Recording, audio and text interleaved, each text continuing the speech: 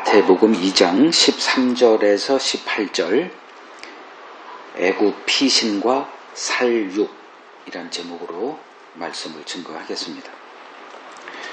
자, 오늘 본문을 보기 전에 한 성경 구절을 좀 보죠. 고린도 전서 13장 11절 보겠습니다. 고린도전서 13장 11절 제가 읽어드릴게요. 내가 어렸을 때에는 말하는 것이 어린아이와 같고 깨닫는 것이 어린아이와 같고 생각하는 것이 어린아이와 같다가 장성한 사람이 되어서는 어린아이의 일을 버렸노라. 그러니까 그 어린 아이 그리고 장성한 자가 이제 비교가 되고 있죠. 그 차이가 뭘까? 그리스도인들도 처음에 이제 예수님을 알게 되는 이제 그 시점이 있죠. 어린아이다 이렇게 얘기를 합니다. 그러니까 성경을 보는 것도 어린아이의 관점으로 성경을 이제 보게 됩니다. 그러니까 말하는 것, 보는 것, 인식 체제 모두가 다 그 어린아이의 사고방식 아래서 다 진행이 되죠. 사도 바울이 이제 그걸 고백하는 거예요. 유대인으로 태어나서 어려서부터 하나님을 압니다.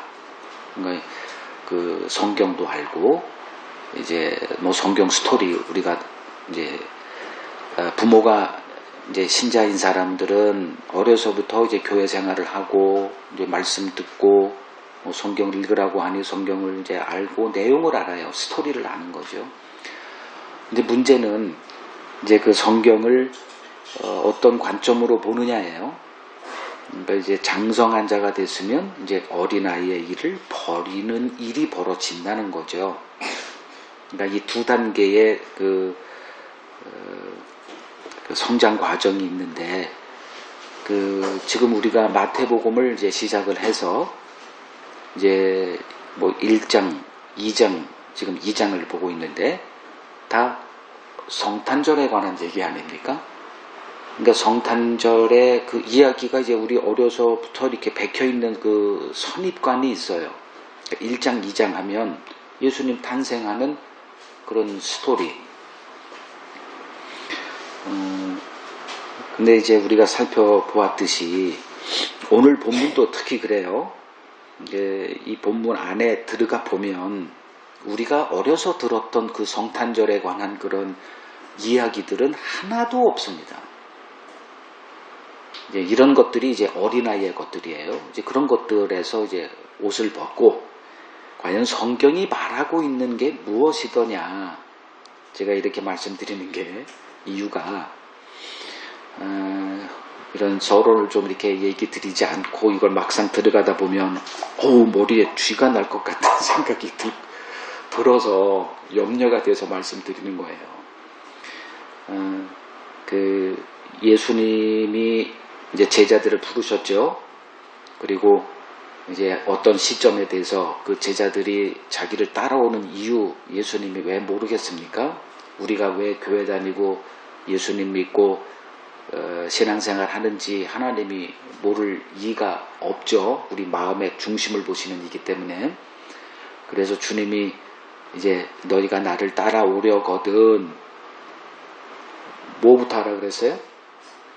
자기를 부인하고 너에게 주어진 십자가 지고 나를 따라와라 이렇게 말씀을 하셨습니다.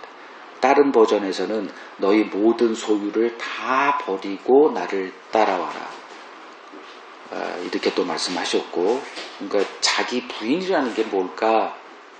어린아이의 일을 내려놓는 겁니다. 어린아이는 물론 이제 그 뭐 성경 뭐 마태복음 18장에 보면 너희가 어린아이와 같이 되지 아니하고는 결코 천국에 못 가. 여기서 어린아이와 지금 제가 말씀드린 어린아이는 다른 겁니다.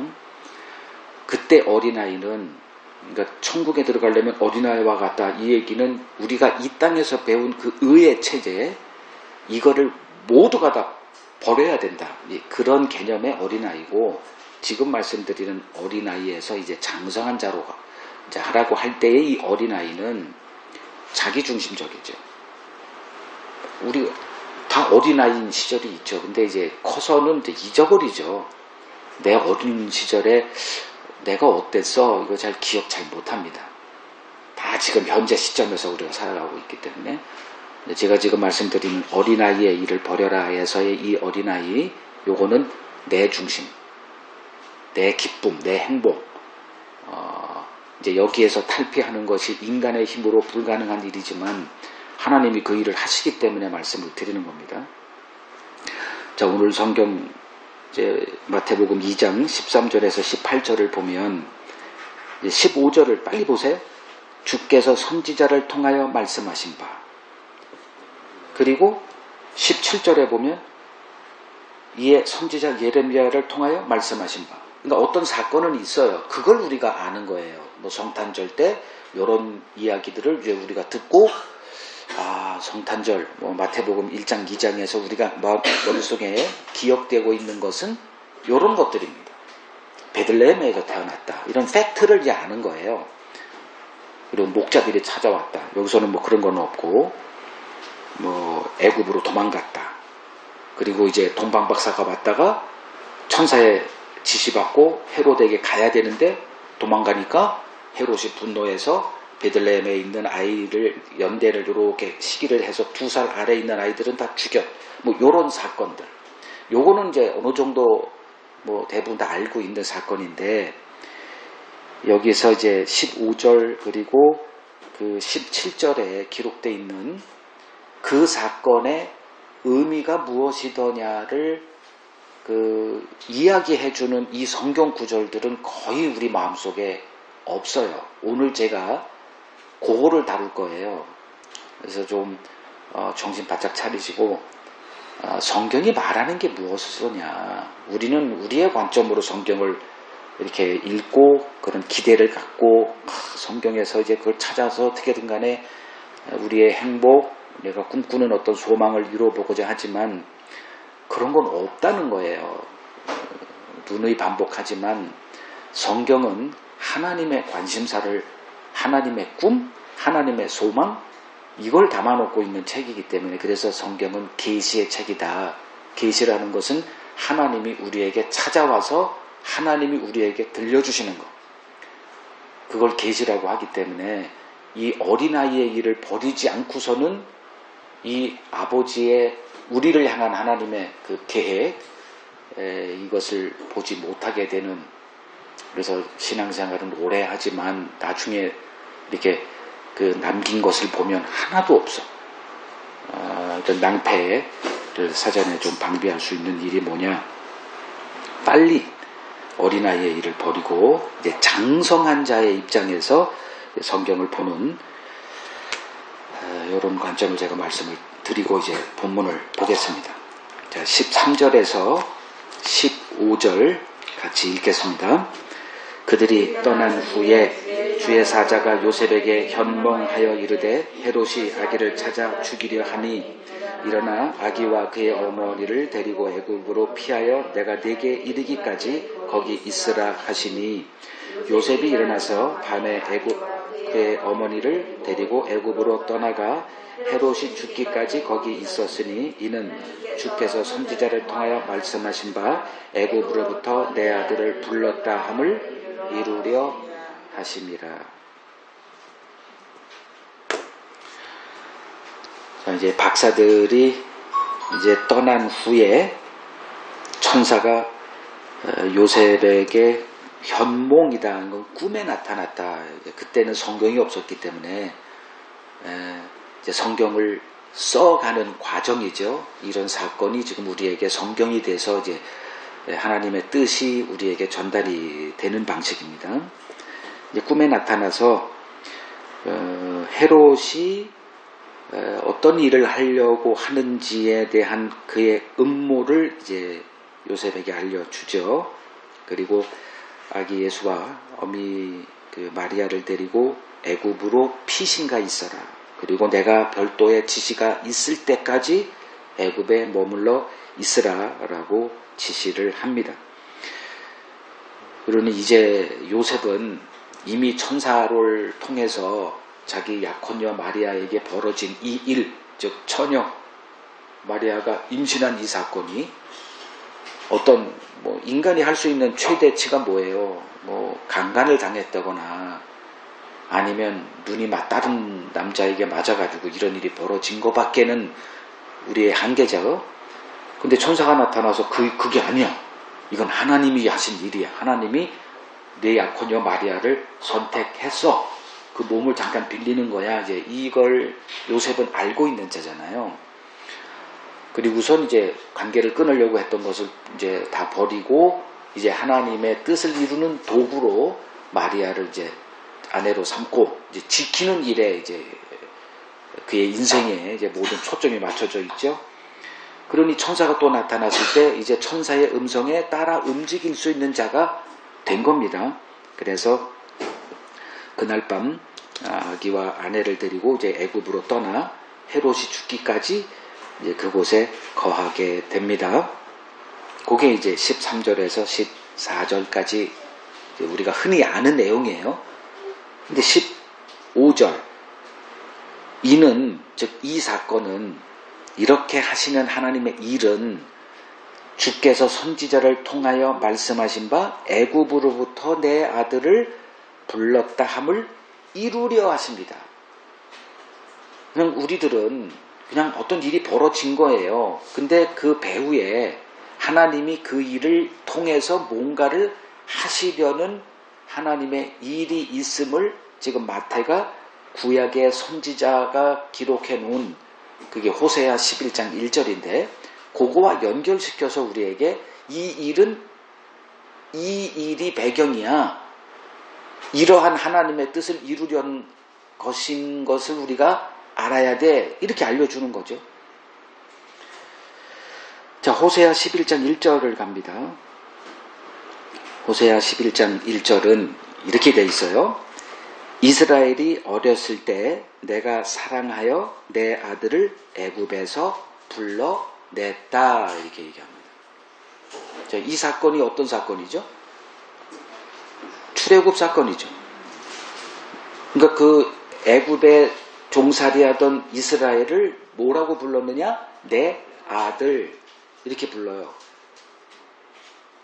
이거 좀 애매하죠. 여기서부터가 그냥 내 자녀들을 이스라엘 백성들, 내 언약 백성 이게 아니고 그냥 내 아들이에요. 호세아는 그렇게 봤다는 거예요. 출애굽 사건을. 근데 이 마태는 지금 예수가 헤롯에 의해서 죽임당하려고 할 때 천사를 보내서 그 아비된 요셉에게 야, 헤롯이 아기 예수를 죽이려 하니까 너 빨리 아기와 네 아내를 데리고 애굽에 도망가 있어. 요 얘기를 이 사건을 마태는 그 출애굽 사건과 연결시키는 그 연결고리로 호세아 11장 1절을 인용하고 있다는 거죠. 이게 성경이에요. 여러분들한테 좀 제가 간곡히 부탁드리는 게 이런 게 성경입니다. 그러니까 어떤 사건에 그것을 알고 있다고 해서 나 성경을 안다라고 하면 오산이라는 거죠. 거기에는 하나님의 뜻이 담겨져 있다. 그걸 우리가 알아내는 게 성경 공부고 또 목사에게 주어진 사명이다라는 겁니다. 자, 그러면 지금 그 예수는 어디에 있어요? 지금 이스라엘이라는 곳에 있죠. 근데 하나님이 나타나서 그 예수를 어디로 보냅니까? 애굽으로 보내죠. 근데 이 사건을 그 마태는 어떻게 이야기를 하냐? 하나님이 자기 아들을 애굽에서 불러낸 사건으로 연결시켜요. 그러면 자, 여러분들 이걸 머리 좀 빨리 회전시키세요. 지금 이스라엘이 어디라고 하는 거죠? 이스라엘이 애굽이라는 거죠. 그 애굽에서 건져내는 사건. 내 아들을 애굽에서 불러냈다. 근데 지금 벌어진 이 예수님의 탄생 때 벌어진 일은 하나님이 예수를 이스라엘에서 불러냈죠. 그러면 애굽에서 내 아들을 불렀다가 이스라엘에서 이렇게 지금 애굽으로 보내는데 이스라엘이 애굽이라는 것을 지금 고발하고 있는 거예요. 몸은 애굽에서 나왔지만 그 애굽에서 불러나온 이스라엘이 뭐가 돼 있더라? 애굽이 돼 있더라. 오늘날 이걸 적용시키면 열심히 교회로 와요. 근데 교회가 뭐가 돼 있더라? 그러니까 교회는 뭐예요? 세상에서 불러내서 하나님의 빛의 나라로 부름받은 자들.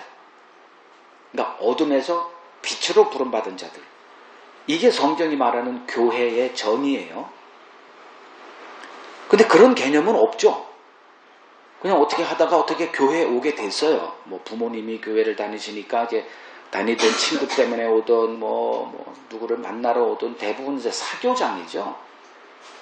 어디서 오늘 교회에서 봐 이렇게 누구 만나러 오는 거예요. 그 곁들여서 이제 하나님 말씀 듣고 뭐 예배도 드리고 찬송도 하고 헌금도 하고 하는 거지. 본래 목적은 누구 만나러 오는 거예요.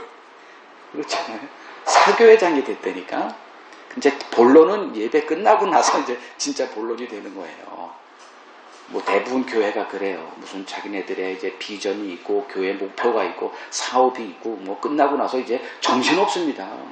예배가 조금 길어지면 이제 짜증이 나는 거예요. 왜냐하면 관심사는 딴 게 있거든. 빨리 예배 끝내고 이제 본론으로 들어가야 돼요. 하나님의 본론은 격가지고 여러분들이 성경을 보면서 여태껏 이거 기독교가 이게 왜 이래? 이것 좀 한번 보시라고 제가 지금 말씀을 드리는 겁니다. 성탄절 하면 떠오르는 것들 그거 다 허상이에요. 그 성탄절과 연관되어 있는 그 센티멘트라고 그 눈이 오고 뭐 산타가 있고 선물이 있고 가족끼리 맛있는 음식 먹고 뭐 행복이 넘치는 또 이런 거는 다 허상이다. 이런 게 진짜다는 거죠.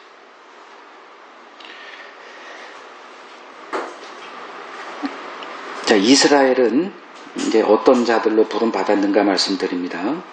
이스라엘은 자기 의로 구원 얻을 수 없는 인간의 영적 실상을 보여주기 위해 선택받은 하나님의 도구였습니다.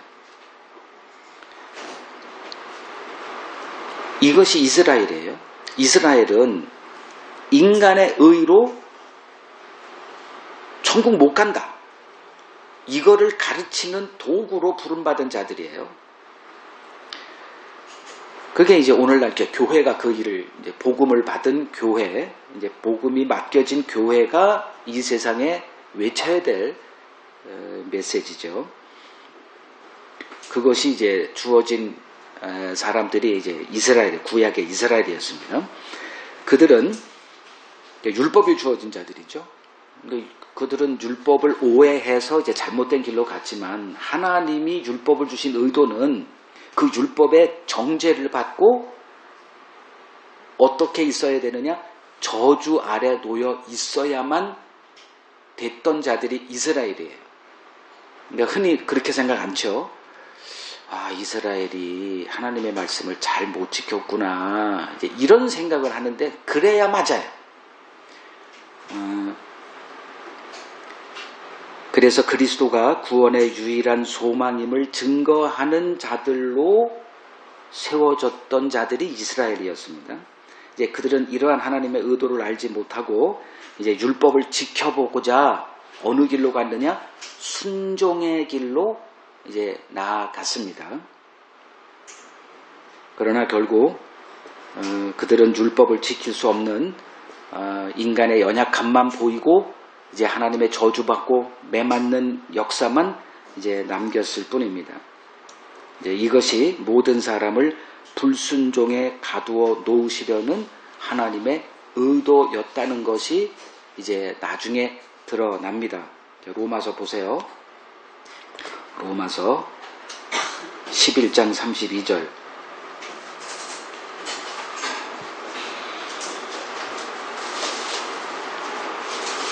이제 사도 바울이 그 순종의 길 갔던 사람 아닙니까?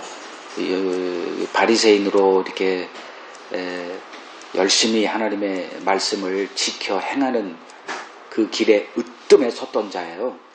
그러니까 그 율법의 의로는 흠이 없다라고 자기가 스스로 고백했을 정도로 하나님의 말씀을 지켜 행하는 일에 힘썼던 자였으나 이제 그리스도를 만난 후에 그것이 율법을 오해한 탓이었다는 것을 깨닫고 이제 이렇게 얘기를 해요. 로마서 11장 32절 하나님이 모든 사람을 순종하지 아니하는 가운데 가두어 두심은 모든 사람에게 긍휼을 베풀려 하십니다. 긍휼은 누구에게 가는 거죠?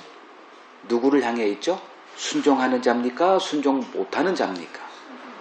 순종하는 자에게 하나님의 보상이 가야지 긍휼은 아니죠.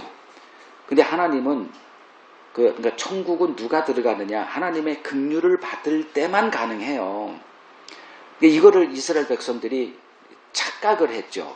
자신들에게 율법을 주심은 이 율법을 잘 지켜서 의를 쌓아서 그 보상으로 천국 가는 줄 알아. 대부분 이런 생각들이잖아요. 요게 어린아이의 생각들이에요. 과연 하나님이 그러한 자기 의로 똘똘 뭉쳐가지고 자기 자랑거리로 꽉 충만한 사람들을 자기 백성 삼아가지고 그들을 평생 섬겨주는 그러한 하나님일까 한번 생각해 보라는 거예요. 성경은 그런 하나님을 증거한 적이 없습니다.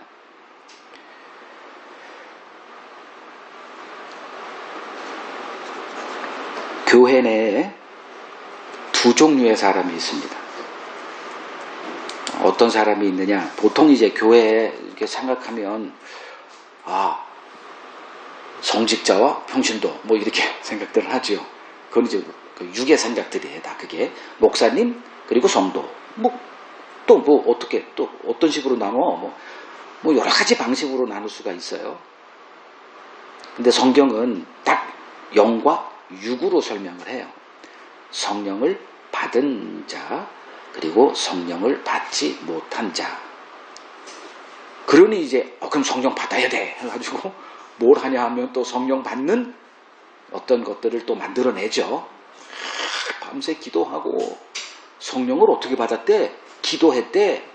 뭐 이런 이제 그 인간적인 방법이 막 동원되죠. 근데 성령은 임으로 주어지지 우리가 뭘 한다고 주어지는 게 아니에요. 즉 하나님을 우리가 통제하려는 이 욕망은 뭐 이렇게 버려지지 않는 본능인데 이제 그런 것들을 어린아이 거다라고 많이 좀 인식하시고 이제 버리십시오. 하나님은 모든 것을 하나님의 은혜 아래 가둬둡니다. 너희들이 뭘 해서 얻는 것을 하나님이 용납하지 않아요. 자, 하여간에 교회 내 두 종류의 사람이 있다. 성령 받은 사람과 성령 받지 못한 사람. 그럼 이걸 어떻게 구분하느냐? 성령을 받지 못한 사람의 전형적인 그 공통점이 뭐냐 하면 성경을 뭐로 보느냐? 성경을 우리가 실천해야 될 어떤 그런 규례들 이렇게 봅니다. 그러면 성경은 뭐예요? 신앙 매뉴얼이 돼버립니다. 이렇게 하면 돼라는 방법론으로 성경을 바라봐요. 이 사람들이 이제 성령을 받지 못한 자들의 전형적인 모습이에요. 그러니까 성령 받지 못한 목사들 방언도 하고 말이야. 성령 받지 않았는데 내가 어떻게 방언을 해? 뭐 이런 뻘짓 같은 얘기에 속지 마시고 하도 이런 거에 속아 넘어가니까 그건 제가 방언은 무엇인가 그것도 4개 이렇게 강의 올린 것도 있으니까 한번 관심 있는 분들은 보시고 그러니까 성령 받지 못한 사람들은 한결같이 성경을 육의 관점으로 보더라. 육이라는 거는 자기를 말해요. 여러분들이 신약 성경을 보면 육, 영 계속 이런 것들을 직면할 텐데 이거 제대로 이해를 못하면 여러분들이 성경을 절대 이해 못합니다. 육은 뭐냐? 내가 중심이 된 거예요. 그걸 성경은 이제 선악과로 설명을 하죠. 선악과를 따먹고 인간이 어떻게 됐느냐? 육신이 됐다 이렇게 얘기를 해요. 창세기 6장에 보면. 그럼 육신이 뭐더라? 내가 선과 악의 기준이 된 거예요. 그러니 인간은 항상 옳죠. 어느 누가 다 옳아. 이게 인간 세상이라는 거예요. 절대 선은 존재하지 않습니다. 다 옳아요, 다. 이걸 잘하는 사람이 목회 잘합니다. 이 사람도 존중, 저 사람도 존중. 근데 성경을 들여다보면 성경은 한결같이 모두가 다 틀렸다가 돼요. 우리가 아무리 뭐 아프리카 가난한 사람을 돕고 뭐 가난한 사람 구제하고 해도 하나님한테는 악이라는 개념이 등장을 해요. 이걸 사람들이 이해가 되나요? 인간 중심으로 보는 사람들인데. 아니 내가 가난한 사람 이게 도와준 게 왜 악이야? 미쳤네? 뭐 이렇게 그냥 치부가 되어져요. 그러니까 이스라엘이 지금 어떤 자들이 되어 있느냐? 육의 이스라엘이 됐다는 거예요. 그래서 육의 이스라엘, 육신으로 성경을 바라본다. 그들이 성경을 어떻게 보느냐? 방법론으로 본다 그랬죠. 그러니까 매뉴얼, 어떤 그거를 어떻게 얘기하냐면 법을 따른 신앙, 법 아래에 있는 신앙생활, 이렇게 표현하는 거예요. 그러니까 율법이라고 하면 좀 그러니까 법 하면 좀 우리가 쉽죠? 우리에게 이해가 쉽죠? 법 아래 신앙생활 하는 자들을 그 육으로 성경을 보는 자들, 전형적인 모습이 이제 뭘 하라고 그래서 이제 이렇게 성경을 보는 사람들입니다. 저도 청년 때 아주 전형적으로 제가 잘 알아요.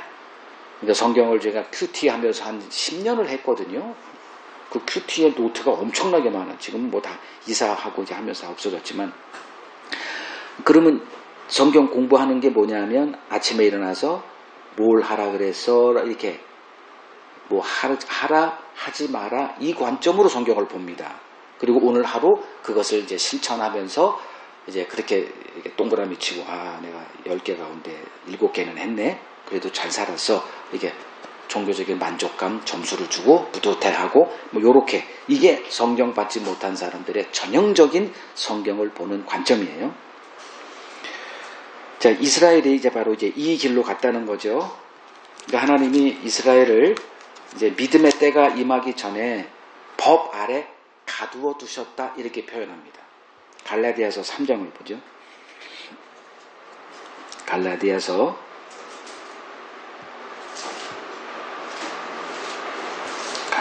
3장 23절 보세요.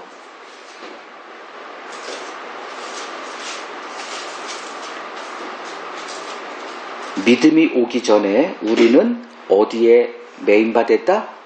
율법, 그러니까 법 아래 매인받고 계시될 믿음의 때까지 갇혔었다 이렇게 얘기를 합니다. 그러니까 하나님은 어떤 때를 정해놓고 일하세요. 그 때가 이르기 전에 이들에게 믿음의 비밀을 감춰놓으세요. 그럼 왜 그렇게 하셨나? 그게 하나님의 방식이에요. 그러니까 극적으로 뭘 이렇게 하시려고 하는 어떤 그런 의도도 분명히 있으리라 생각을 합니다. 그러니까 그때가 이르기 전에 이 믿음의 비밀은 감추어 놓으세요. 그러니까 그 구약 시대 예수님이 등장하기 전에 이 믿음의 눈에 열린 사람은 한 명도 없습니다.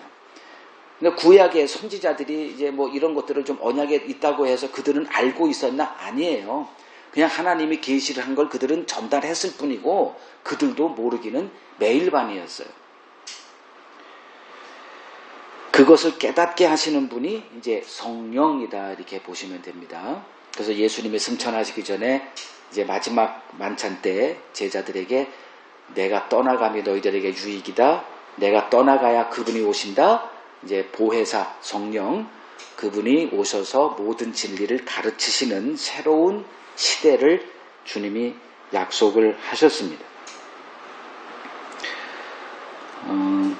그러니까 예수님의 등장으로 이제 법의 시대가 아니라 은혜의 시대가 이제 도래했다는 거죠. 그래서 예수님이 새 포도주는 어디에 담아라? 새 부대에 담아야 된다. 그러니까 예수님이 은혜의 그 실체로 오셨는데 유대인들이 받지 못한 이유는 이걸 감당을 못하는 거죠. 성령이 임하고 나서야 이제 예수님의 그 은혜의 그 경륜이 이제 이해가 되고 순종을 하는 게 아니라 그러니까 행함이 아니라 믿음으로 되는 거구나라고 하는 이 하나님의 구원의 경륜을 이해하게 됩니다. 자, 이러한 하나님의 구원 방식을 이제 세상은 이해하지 못하죠. 그래서 마태복음 21장 보세요. 마태복음 21장 42절을 보면 너희가 성경에 건축자들이 버린 돌이 모퉁이의 머릿돌이 되었다. 이것은 주로 말미암아 된 것이요 우리 눈에 기이하도다. 자, 성경에 건축자들이 버린 돌이 모퉁이의 머릿돌이 됐다. 여기서 이제 버린 돌 예수를 얘기합니다. 건축자는 하나님의 나라를 세워갈 하나님의 동역자로 부름받은 이스라엘을 얘기를 하죠. 근데 이스라엘이 하나님이 보낸 그 머릿돌, 그 예수를 알아보지 못하고 뭐 했어요? 버려버렸죠. 이게 십자가의 죽음이죠. 요렇게 이제 성경은 요렇게 되어 있습니다. 예수는 이 세상에서 뭐로 존재하느냐? 버린 돌이에요. 버렸다는 거는 뭐예요? 맞지 않는 거예요. 이 세상 어떤 그 종교 체제와 우리들의 선악 체제, 신앙 체제하고 맞지 않는 거예요. 하나님이 우리를 순종하지 아니하는 데에 가둬뒀다. 이걸 이해할 수 있는 사람이 몇 명이나 될까요? 오늘날 기독교 내에서. 다들 하나님의 말씀대로 살자. 성경 중심, 하나님 중심, 말씀 중심, 순종, 실천, 적용 이런 어휘로 꽉 차있는 기독교에 관념적인 거 되게 싫어하죠. 그걸 영지주의로 이렇게 치부해버리고 알아서 뭐해. 주둥이만 뭐 지식만 이 머리만 큰 놈들 때문에 교회 다 망했다 이렇게 얘기하잖아요. 하나라도 실천하고 삽시다. 오늘 말씀 결론 사랑하고 삽시다. 이렇게 딱 결론 내리죠. 그럼 일주일 내내 뭐예요? 사랑했느냐 점검 들어가죠. 그리고 그 다음날 어떻게 사랑했어? 그러면 뭐라고 얘기합니까? 애들 장난하고 있잖아요. 아내가 좀 아내 사랑을 어떻게 할까 하다가 내가 저녁 식사를 내가 아내 쉬라 그러고 내가 저녁 이런 식이라는 거죠. 예. 자, 이러한 하나님의 구원 방식, 즉 예수 그리스도를 믿음으로 의롭다함을 얻는 이 하나님의 구원 방식은 이 세상이 용납하지 않아요. 그래서 예수는 건축자들에 의해서 어떻게 되냐? 버린 돌이 되는 거예요. 이게 2000년 전에 유대인들은 저 바보 같은 놈들이니까 그 하나님의 구원의 길을 차버렸다? 천만에요. 인간의 본능은 지금 2000년이 지난 오늘날도 똑같다는 거예요. 그래서 지금도 하나님이 자기 택한 자녀에게 뭘 보내줘요? 성령을 부어 주시는 거예요. 이 일은 뭐 그때만 벌어지고 지금은 그건 뭐 그런 게 필요해서 이미 다 아는 거 아니야? 천만에요. 지금도 성령을 받지 못한 사람은 이해 못합니다, 이거. 하나님은 택한 자기 자녀들에게 반드시 성령을 보내주셔서 그 성령의 깨우침 가운데 이거였구나. 이게 손바닥 한번 탁 치고 바울이 했던 그 경험 우리가 동일하게 경험하게 하세요. 그래서 하나님의 그 두 단계의 부르심이라 그랬죠. 하나는 법으로의 부르심이 있고 또 하나는 은혜의 부르심이 있다. 그러니까 이 법의 부르심을 건너뛰고 은혜로 가는 것, 그게 이제 갈라디아 교회라고 그랬죠. 갈라디아 교회는 율법이 모르는 이방인이었죠. 거기에 바울이 가서 복음을 전해서 성령이 임하고 어떻게 됐어요? 은혜로, 그러니까 믿음으로 예수 그리스도를 믿음으로 의롭게 되는 그것을 경험하고 이제 기쁨에 넘쳐서 자기들이 한 게 하나도 없는데 천국 백성 삼으시는 그 하나님의 일에 기쁨이 넘쳐서 사도 바울을 하나님같이 이렇게 영접하고 그랬다가 이제 거짓 이제 교사들이 들어와서 야 이놈들아 니들이 뭘 했다고 천국 가? 예수 믿는 것 가지고 되는 게 아니라 이제 하나님의 말씀을 실천하는 것으로 이제 이 얘기를 듣고 나랬더니 큰일 날 뻔했네. 그리고 바울의 복음을 버리고 다른 복음을 영접했다가 바울이 그 얘기 듣고 이런 놈들이 있어. 여기서 그냥 분노 가운데 이런 어리석은 놈들아. 그게 이제 갈라디아서잖아요. 그러니까 그 반드시 그러니까 이 율법 아래의 신앙생활을 뒤늦게라도 경험시킨다. 하나님은 절대 하나님의 은혜를 포기하지 않으세요.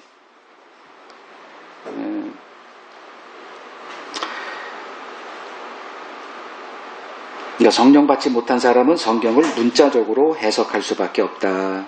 복음을 대적했던 사람들이 한결같이 다 성경을 사랑했던 자들인데 성경을 문자적으로 본 자들이 복음을 대적했던 자들이었다. 이들을 성경은 뭐라고 얘기하냐면 육체를 따라난 자들, 육체를 따라서 교회 생활하고 육체를 따라서 이제 신앙생활하는 사람, 성경을 보는 사람, 이런 사람들을 육체를 따라난 사람들. 구약 버전으로 표현하면 이스마엘, 아브라함의 씨지만 육체를 따라났죠.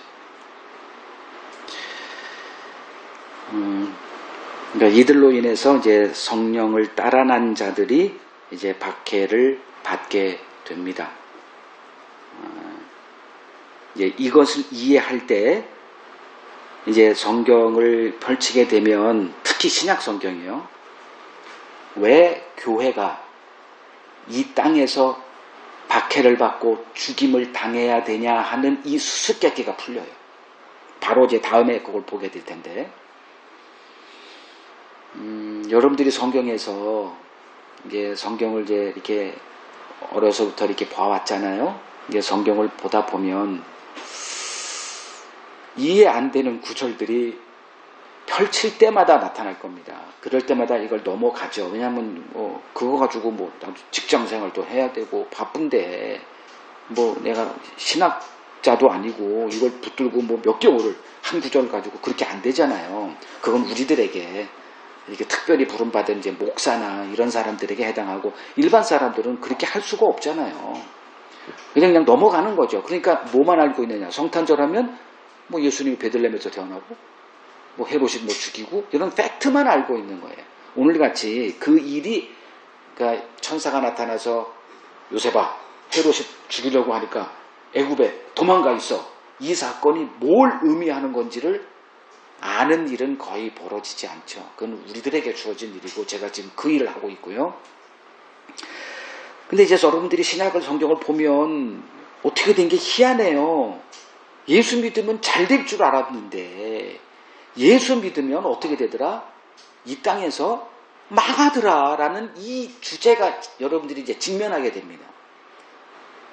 이런 얘기를 안 하니까 그냥 뭐 그런 거에 뭐 이렇게 관심을 안 갖지만 이제 막상 이제 성경을 여러분들이 보시게 되면 아니 왜 이렇게 예수 믿는 것 때문에 우리가 이렇게 고난을 당해야 돼? 라는 그 주제에 여러분들이 벗어날 수가 없어요. 그걸 이제 오늘 한번 이제 보겠습니다. 자, 16절에서 18절 보죠. 16절, 18절 읽겠습니다.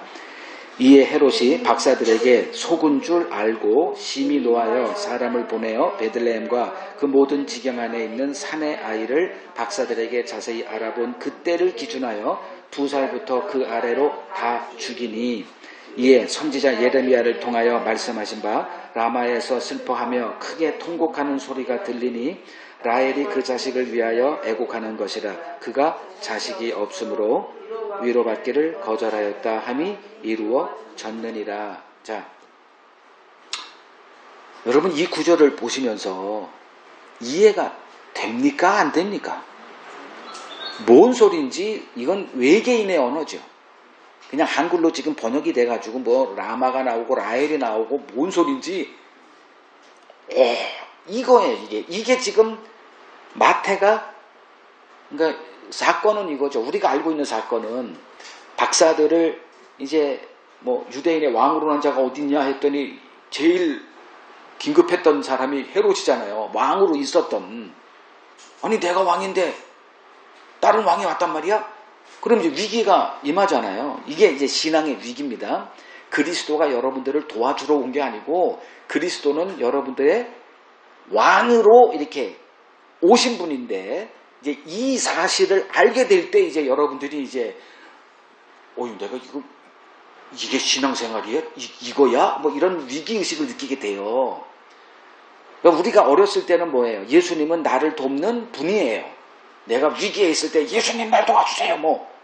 내 인생이 왜 이렇게 꼬였어요? 이걸 좀 이렇게 좀 평탄한 길을 주세요.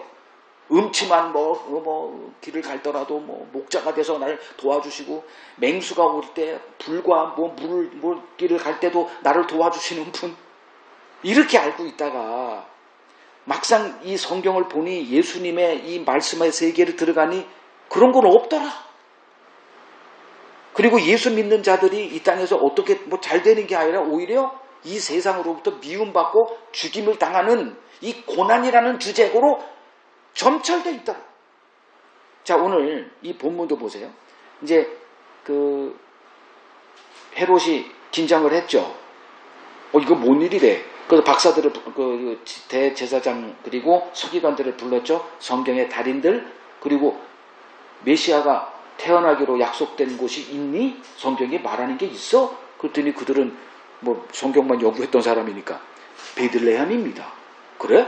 그리고 이제 박사들을 불러. 야, 베들레헴이라더라. 가서 니들이 알아봐. 그리고 그 정확한 위치, 그리고 애기 어떻게 생기고 그 부모 누구고 이걸 나한테 알려주면 내가 가서 경배할게. 요래놓고 이제 박사들은 그런 줄 알고 갔다가 예수 이제 별이 다시 나타나서 베들레헴 있는 그 어떤 집에 가서 이제 아기에게 경배하고, 그럴 때 천사가 다시 나타나서 야, 너 헤롯에게 돌아가지 마. 헤롯이 아기를 죽이려는 거야. 그들이 깜짝 놀라서 그냥 왔던 길로 가지 말고 추격돼서 너희들 죽으니까 딴 데 가. 날로 돌아가. 그래서 고국으로 돌아가죠. 이걸 알게 된 거죠. 지금 16절. 헤롯이 박사들에게 속은 줄 알고 심히 노하여 뭐 했어요? 이제 군사들을 보내서 베들레헴이라고 하는 도시, 조그마한 도시니까 그렇게 어렵진 않겠죠. 그때 별이 나타났다라고 해는 그때 아마 태어났으니까 그때 그냥 넉넉 잡아서 2살이면 충분해요. 그러니까 2살 아래에 있는 자들을 다 죽였다. 요거는 우리가 알고 있는 내용이에요. 근데 그 내용이 뭔 의미더냐? 이거 모르는 사람이 어디 있어요? 교회 1년만 다니면 성탄절 한번 2번은 겪을 거예요. 그러면 이거는 다 아는 내용이거든요. 근데 이걸 마태는 어떻게 하느냐? 17절. 선지자 예레미야를 통하여 말씀하신 바, 18절. 라마에서 슬퍼하며 크게 통곡하는 소리가 들리니 라헬이 그 자식을 위하여 애곡하는 것이라. 그가 자식이 없으므로 위로받기를 거절했다. 맥이 쏙 빠지죠. 뭔가 좀 얘기를 하려나 보다. 이건 외계인이야. 이건 화성에서 온 누구, 이거 언어예요, 이건. 이렇다는 거예요, 성경이. 성경은 여러분들의 관심사, 여러분들의 기대를 충족시켜주는 이런 친절한 책이 아니에요. 그냥 하나님이 저 우주라고 하면 하나님의 나라에서 그냥 이 하나님을 밀어낸 이 반역자들의 세계, 이 땅에 하나님이 말씀을 가지고 임하여 하나님의 관심사를 우리에게 그냥 쏟아붓는 게 성경이라는 거죠. 이걸 우리 육신이 감당이 안 되니까. 그 예수도 하나님의 아들이 자기 땅에 와서 언약 백성이라고 하는 이스라엘에 와서 하나님의 말씀을 선포했는데 받았어요? 안 받았어요? 건축자들이 버려버렸다니까요. 이 일이 그때 벌어진 게 아니라 오늘날도 동일하게 벌어지고 있다는 거죠.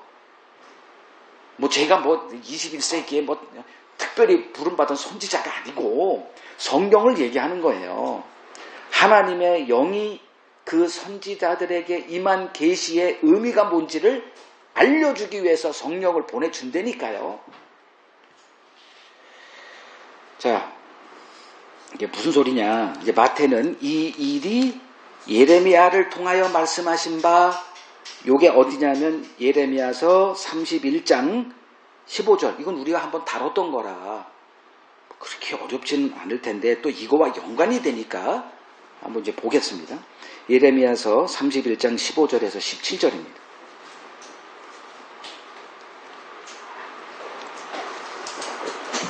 예레미야서 31장 15절에서 17절 제가 읽어드립니다. 여호와께서 이와 같이 말씀하시니라. 라마에서 슬퍼하며 통곡하는 소리가 들리니 라헬이 그 자식 때문에 애곡하는 것이라. 그가 자식이 없어서 위로받기를 거절하는도다. 여호와께서 이와 같이 말씀하시니라. 내 울음소리와 내 눈물을 멈추어라. 내 일에 삭슬 받을 것인즉 그들이 그의 대적의 땅에서 돌아오리라. 여호와의 말씀이니라. 너의 장래에 소망이 있을 것이라. 너의 자녀가 자기들의 지경으로 돌아오리라. 여호와의 말씀이니라. 자, 설명합니다. 라마라고 한 라마가 뭐냐면은 예루살렘에서 한 그 8km 북쪽에 이렇게 북쪽에 8km에 있는 베냐민 지파에 있었던 한 성읍을 말해요. 라마. 뭐 오늘날 같으면은 뭐 대구, 뭐 부산, 뭐 이런 도시 이름 라마. 그게 예루살렘에서 한 8km 떨어진데 이 라마가 이제 유명하게 된 게 뭐냐면 유다가 바벨론에 의해서 망했죠.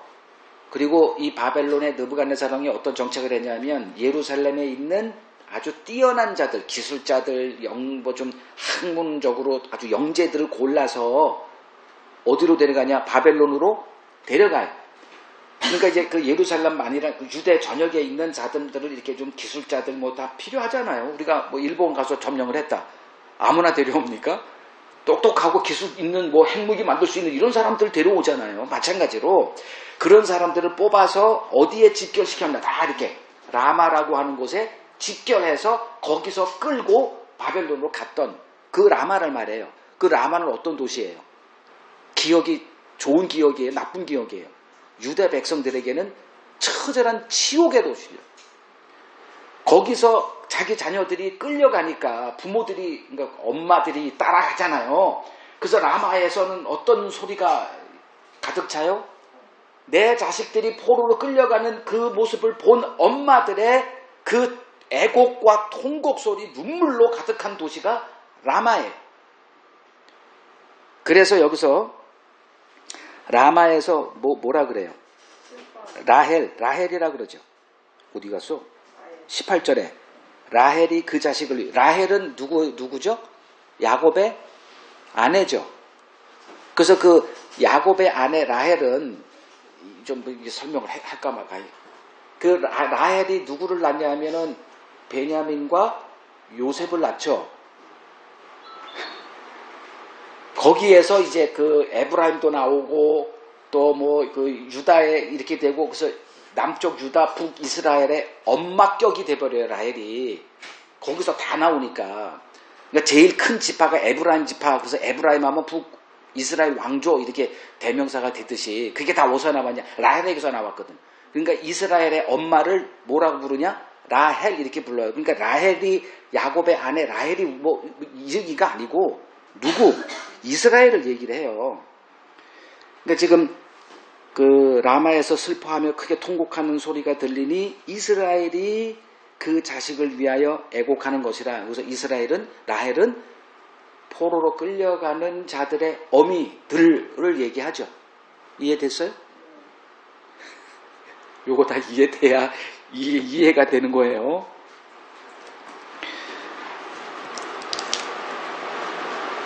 그 예레미야서 40장 1절을 보면 예레미야도 이제 얘기했던 예루살렘이 멸망할 것이다, 황폐하게 될 것이다 얘기했듯이 결국은 이제 느부갓네살 왕이 침공을 해서 멸망시켜요. 그리고 예레미야도 포로로 끌려가는데 어디로 끌려갔냐면 라마에 끌려가요.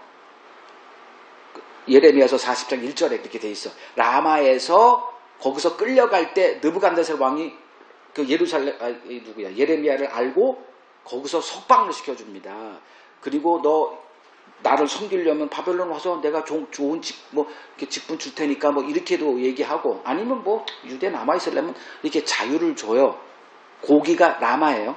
자, 자기 자녀들이 포로로 끌려가는 모습을 본 어미들, 그거를 이제 라헬이라고 얘기하죠.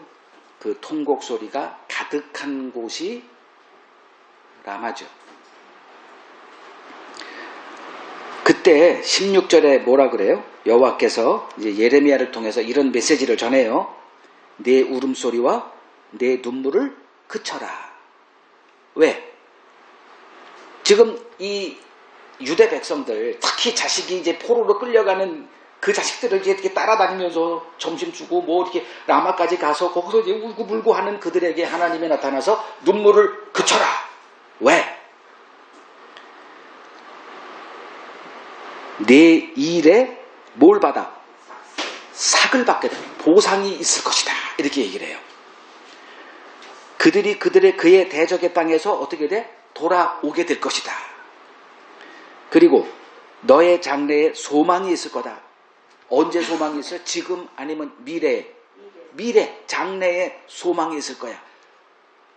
너희 자녀가 자기들의 지경으로 돌아오게 될 것이다. 자, 여기서 좀 말이 좀 애매한데, 너의 자녀가 그들의 육신의 자녀를 말하는 게 아니에요. 내 자녀를 말해요. 그래서 성경은 하나님의 관점으로 보지 않으면 해석이 불가능한 책이다. 그래서 어린아이의 일을 내려놔라. 나의 뭘 기대를 얻고자 성경을 보면 절대로 하나님의 뜻이 안 보인다. 그래서 장성한 사람이 대해서는 내가 어린아이의 일을 버렸도다. 그래야만 성경이 보여요. 그걸 도와주기 위해서 우리 힘으로 안 되니까 성령을 보내주셔서 깨우쳐 주시는 거죠.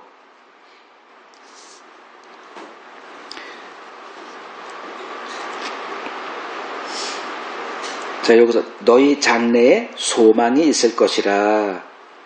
요거를 베드로전서 1장 3절에 보면 어떤 소망으로 표현하냐면 산소망 이렇게 얘기합니다. 우리들이 여러분 마음속에 이 간직되어 있는 미래는 이거보다 지금 나아질 거야 라고 하는 그 소망은 죽은 소망입니다. 이 땅과 함께 소멸되어질, 그거를 우리에게 말하는 게 아니고 장차 우리에게 주어질 그 소망, 이걸 살아있는 소망 이렇게 얘기를 해요. 이건 그리스도인들에게만 허락되는 소망입니다. 그리고 너희 자녀가 그들의 지경으로 돌아오게 될 것이다. 너희 자녀가 그들의 지경으로 돌아오게 될 것이다. 이게 하나님이 계획하신 거예요. 근데 그 일을 어떻게 이루시느냐? 예루살렘에서 그냥 하면 되는데 그렇게 안 하세요. 예루살렘을 멸망시키고 예루살렘에 있는 자들을 어디로 보내요?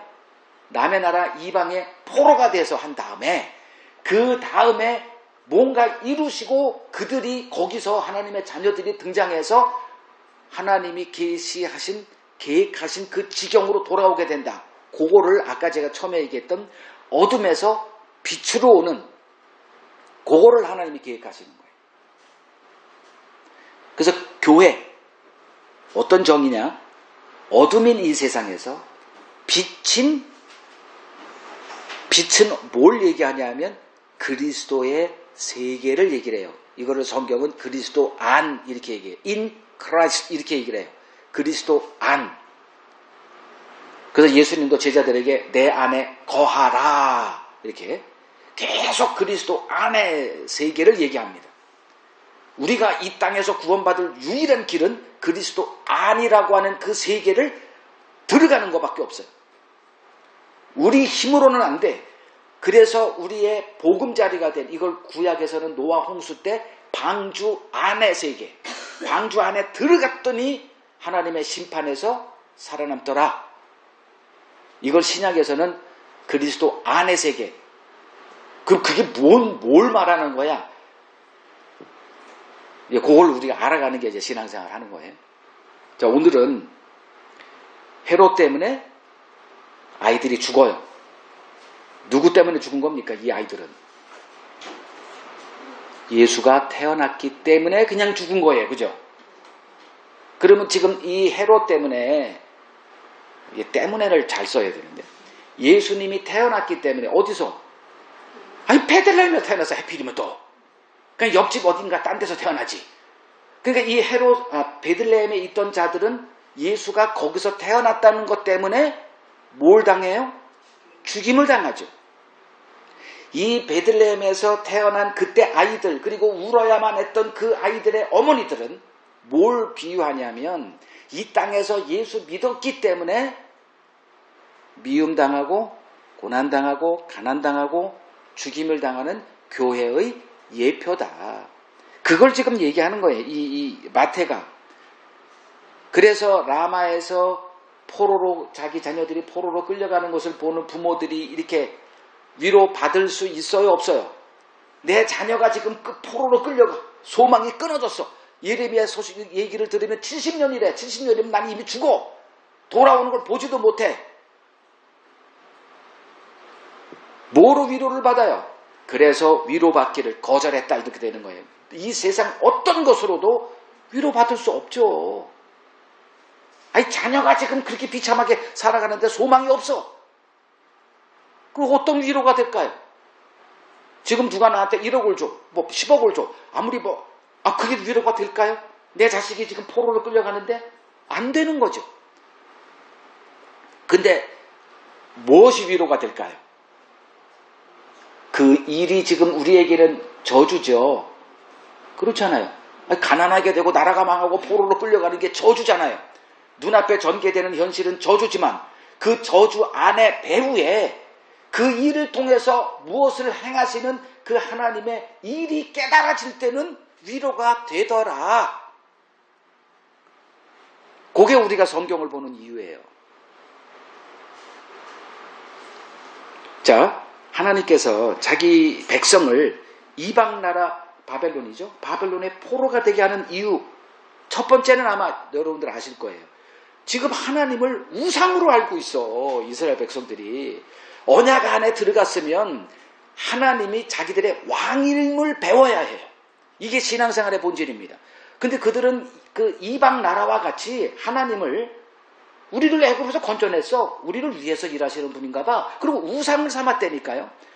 여러분들이 알고 있는 하나님이 나의 위기 가운데 나의 불행 가운데 건져주시는 그런 하나님으로 알고 있다면 당신은 우상 숭배자예요. 이거를 뜯어고치고자 뭘 해요? 바벨론으로 보내서 거기서 이스라엘의 하나님이 그들의 왕임을 알게 하는 그 믿음의 연단을 시키고자 바벨론 포로로 보내는 거죠. 이걸 배우지 못하면 여러분들은 평생 교회 다니면서 헌금도 하고 뭐 시간 낭비하고 막 주일날 좀 늦잠도 자고 싶은데 교회 나오는 거 얼마나 힘들어요. 그거 했지만 뻘짓이여다. 그거 이제 고쳐주려고. 그래서 믿음의 연단하고자 이제 보내죠. 또 하나가 뭔지 아세요?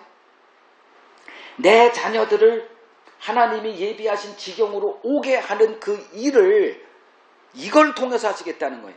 내 자녀들을 이 이스라엘 백성들 뭐는 알고 있어. 하나님의 전체적인 그림은 모르지만 성경은 갖고 있잖아요.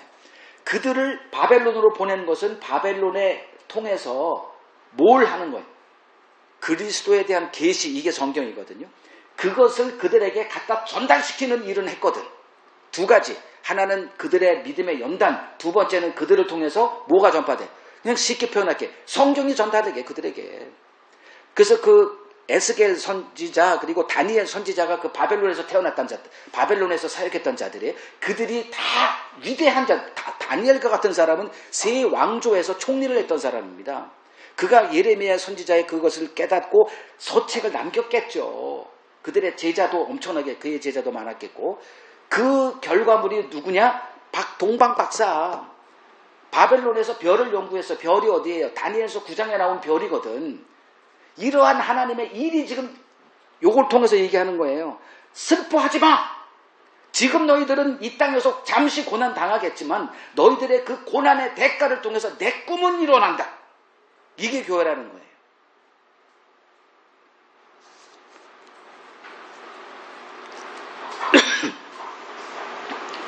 자, 이제 교회가 뭔지.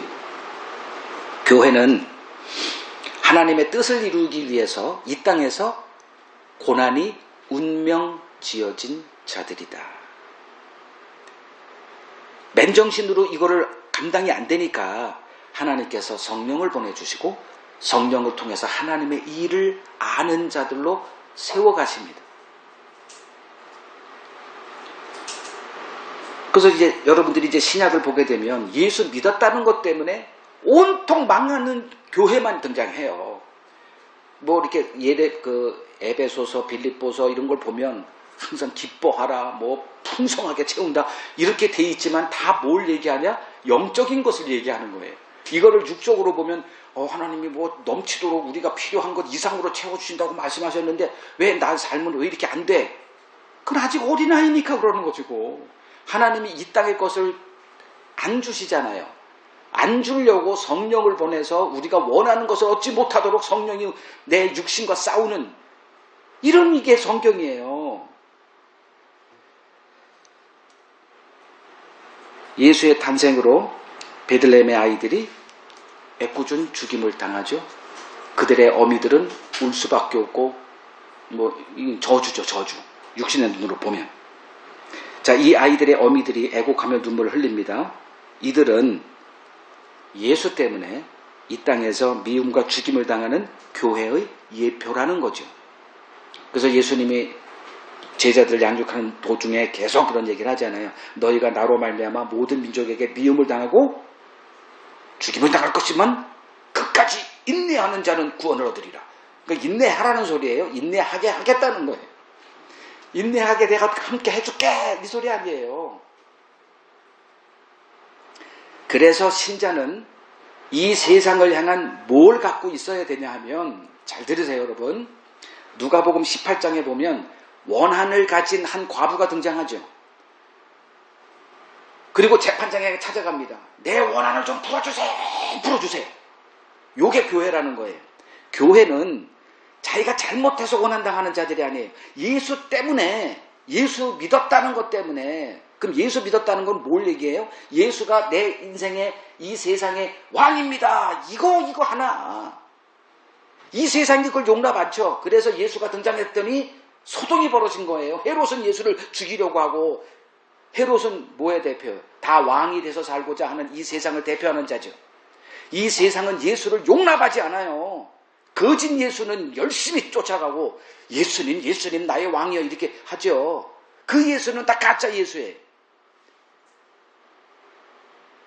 예수 믿었기 때문에 이 세상은 교회는 이 세상에 미움을 받아요. 왜? 이 세상 질서가 다 그것 때문에 다 무너지니까. 오늘날 이 세상이 알고 있는, 대부분 교회 다니는 사람들이 알고 있는 예수는 쉽게 표현하면 사탄이에요. 사탄. 사탄은 우리들의 욕망을 채워주는 자로 처음부터 끝까지 등장합니다.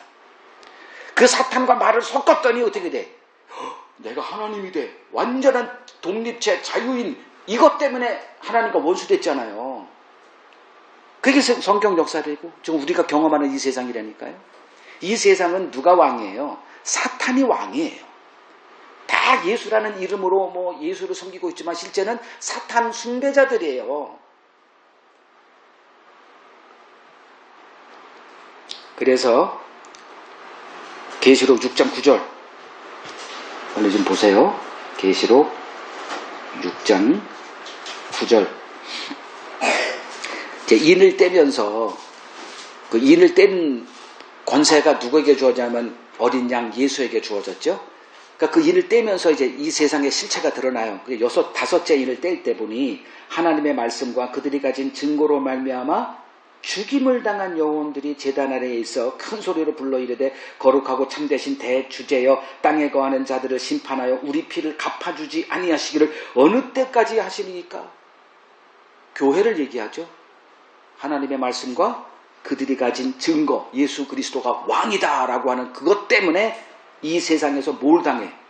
죽임을 당한 자들. 요게 성경의 미스터리, 수수께끼예요. 이걸 보지 못하는 사람들은 성경을 뭐로 본다? 육의 관점으로 계속 볼 수밖에 없어요. 그럼 그렇게 보여요, 성경은. 사람은 어떤 거냐? 내가 보고 싶은 것만 보는 사람들이거든. 그러니까 성경에서 이런 건 안 보여요. 지금 제가 설교하는 것들은 없어요. 기독교 세계 거의 대부분 없어요. 누가 이런 설교 들으러 와요. 그러나 진짜 하나님의 영이 임해서 이 땅에서 미움받고 그냥 가난하게 되고 예수 믿었다는 것 때문에 이 사람들은 이 설교는 위로가 되는 거예요. 왜? 장래 소망, 산 소망이 그들에게 주어지기 때문에. 어차피 운명되어질 거. 진리는 우리에게 주어져 있어요. 이렇게 사나 저렇게 사나 이 땅에서는 뭐다? 고생이다. 이 세상은 어차피 고생이에요. 고난이에요. 못 벗어납니다, 여러분. 그럴 바에야 주님의 부르심 받은 것, 이 세계에 들어가셔서 과연 우리에게 주어진 소망이 어떤 소망인지를 알아가야 될 것 아닙니까? 예수로 인해서, 예수 믿었다는 것으로 인해서 이러한 원한을, 이 세상을 향한 이러한 원한을 경험해 보지 못한 자들이다. 신앙의 비밀을 알지 모르는 사람이다 이렇게 말할 수 있습니다. 바벨론 포로로 끌려가는 자기 아들을 보고 있는 어미들을 위로할 수단은 이 세상에 존재하지 않습니다. 오직 이 일의 배후에서 자신의 계획을 이루어 가시는 하나님만이 그들을 위로할 수 있습니다. 그래서 왜 이 땅에서 예수 믿었다는 것 때문에 고난을 받아야 하느냐. 이 비밀을 성경을 통해서 여러분들이 공부하셔야 합니다. 우리 앞서 부름받았던 믿음의 선진들 모두 장차 이루어질 하나님의 나라를 소망하며 지금의 삶을 인내하며 믿음의 싸움을 싸웠던 자들임을 기억해야 합니다. 한 구절만 보고 마치겠습니다. 로마서 8장 18절. 로마서 8장 18절 같이 읽겠습니다. 생각하건대 현재의 고난은 장차 우리에게 나타날 영광과 비교할 수 없도다.